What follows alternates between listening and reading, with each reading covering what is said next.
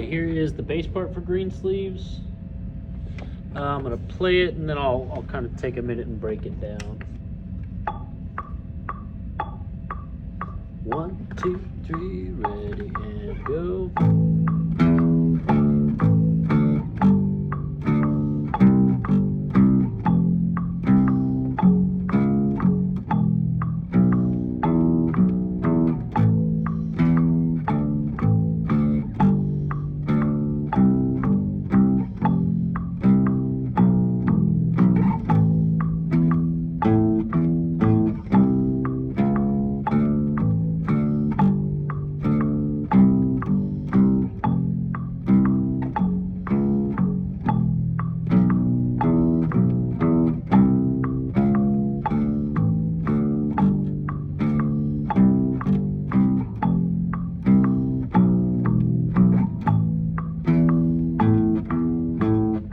Okay.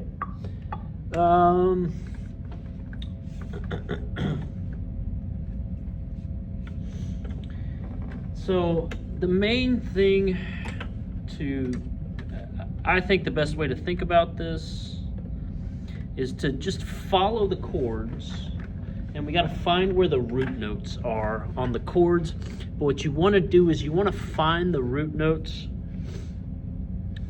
You want as much as you can for everything to be on the bottom 2 strings, so the E and the A.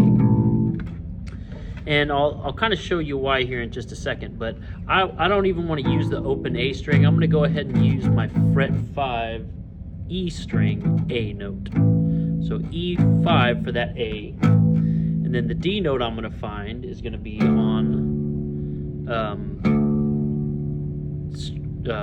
the A string. So 5, 5. Then I'm going to come back and hit the G and the C.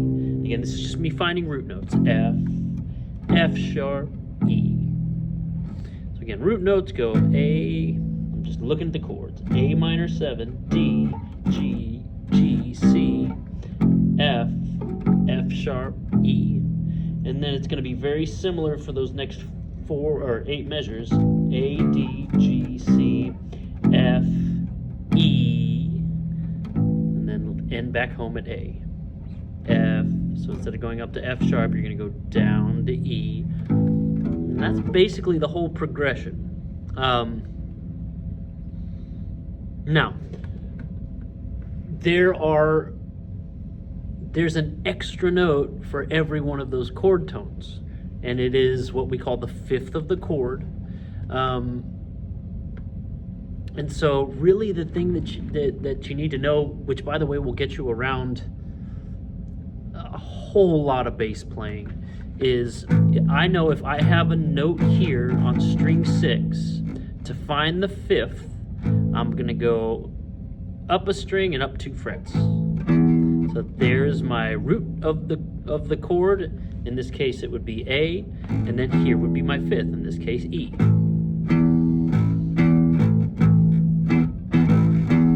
You always want to start beat 1 on that root, but then just to keep things from getting boring by going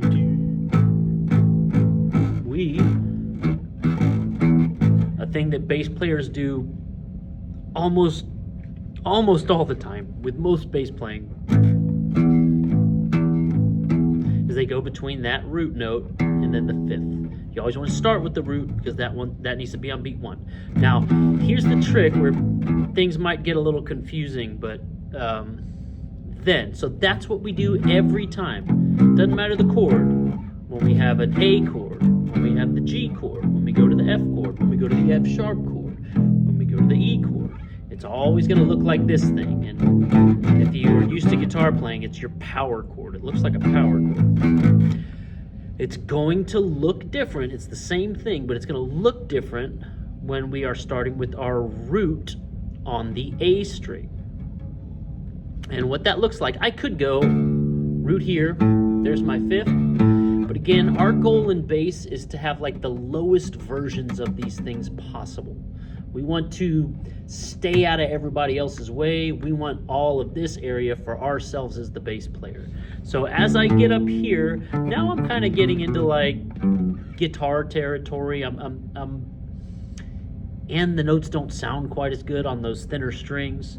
So in order to keep, again, I want a root note and I want a fifth, but instead of going up to the fifth, so this is an A note, which is my fifth of a D note. This is a D note right here. That's an A note. That's my fifth. I'm going to go, instead of up to an A note, I'm going to go down to an A note.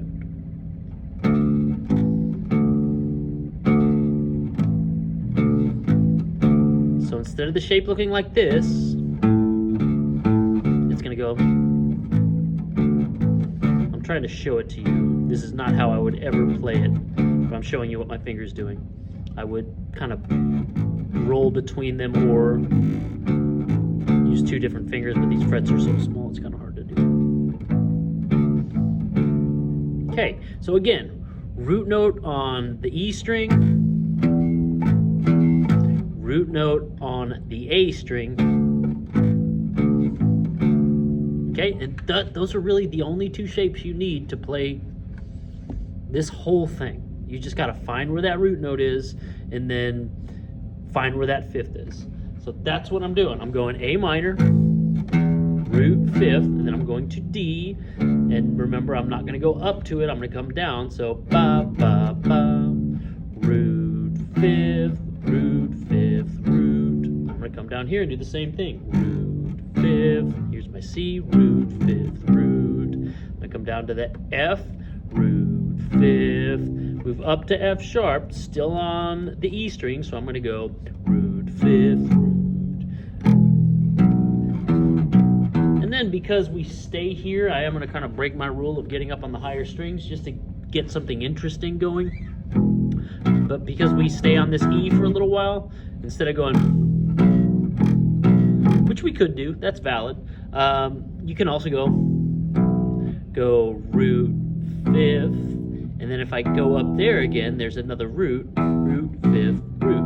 Ba, ba, ba, ba, ba. Or you could go boom, boom, boom, boom, boom. Either way, okay? And then the only other thing, so this whole part is just a bunch of that. And the only thing that's going to be slightly different is when we get to that C major 7 in the fifth line, where it starts with C major 7. The only thing different is I'm going C, because now instead of starting on an A minor, I'm starting on C. Everything after this is exactly the same though. But I'm going to go, just for this nice little bit of motion, because my next chord's a D and I just need two notes, I'm going to walk up to it chromatically. It's just a nice little, you don't have to, you go, but this sounds nice.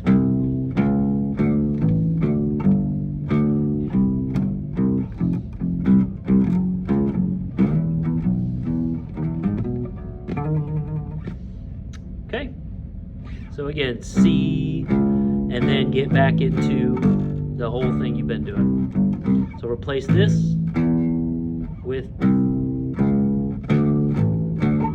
then go, okay? So once you get comfortable with all that, jump back to the beginning of the video and play along. Good luck.